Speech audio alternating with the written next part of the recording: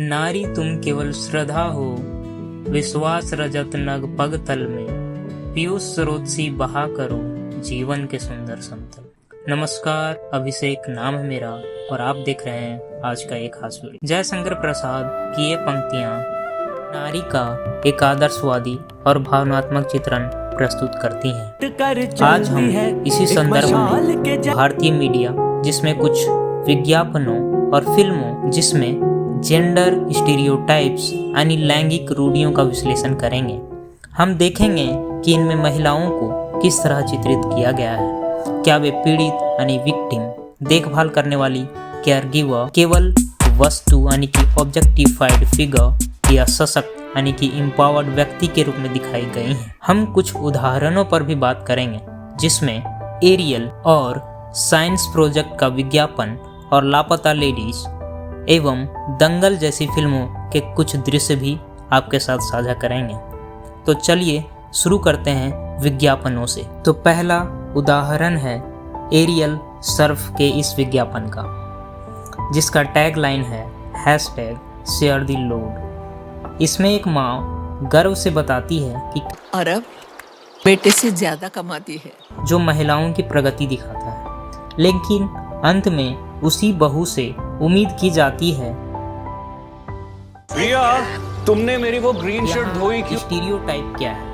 यही कि घरेलू काम जैसे कपड़े धोना आज भी मुख्य रूप से महिलाओं की जिम्मेदारी मानी जाती है, चाहे वे बाहर काम क्यों ना करती हों। हालांकि विज्ञापन की टैगलाइन #शेयर द लोड इस पर सवाल भी उठाती है। यहाँ महिला को सशक्त दिखाते हुए भी पारंपरिक देखभाल करने वाली भूमिका में रखा गया है। दूसरा उदाहरण एक साइंस प्रोजेक्ट प्रतियोगिता का है। जज बार बार छोटी बच्ची से पूछते हैं कि क्या उसके पापा ने मदद की। हाँ, पापा ने हेल्प नहीं किया। सही तो बाद में पता चलता है कि उसकी मदर डेड। तू भीड़ से हटकर चलती है, एक मशाल के जैसी जलती है।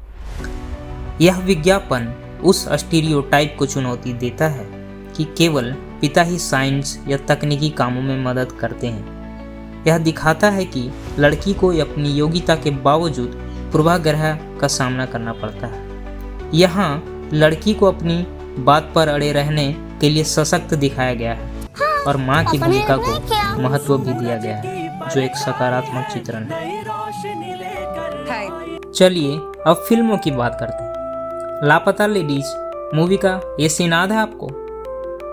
इस सीन में जया अपनी कक्षा में अव्वल आए हैं और ऑर्गेनिक फार्मिंग यानी कि जैविक खेती को एज ए करियर आगे परस्यू करना चाहती है, लेकिन उसकी माँ उसे शादी के लिए मना रही है।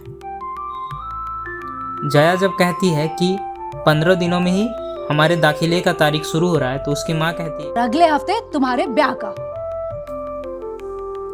आगे जया की माँ कहती है कि लड़का अच्छा है। प्रेम से बात करोगी तो शायद आगे पढ़ने भी देगा। जया अगर पूछती आगे है, नहीं पढ़ने दिया तो भाग्य तुम्हारा। यहाँ स्टीरियोटाइप स्पष्ट है। लड़कियों के लिए शादी शिक्षा से ज्यादा जरूरी है और उनकी आकांक्षाएं पति की मर्जी पर निर्भर है। लड़की प्रतिभाशाली होते हुए भी सामाजिक अपेक्षाओं से बंधी हुई, यहाँ पर उन्हें एक पीड़ित विक्टिम की तरह दिखाई। लापता लेडीज मूवी का ही ये दूसरा सीन देखिए। इसमें जया दीपक की भाभी से पूछ रही हैं कि आपके पास ये कला कहाँ से आई, तो उनकी भाभी क्या जवाब देती हैं? अपने आप आ जाती है। जया क्या जवाब देती आ है? जाती तो सबको आती ना। यह सीन दर्शाता है कि कैसे महिलाओं की प्रतिभा को अक्सर गंभीरता से नहीं लिया जाता या वे खुद ही उसे कम महत्व देती है।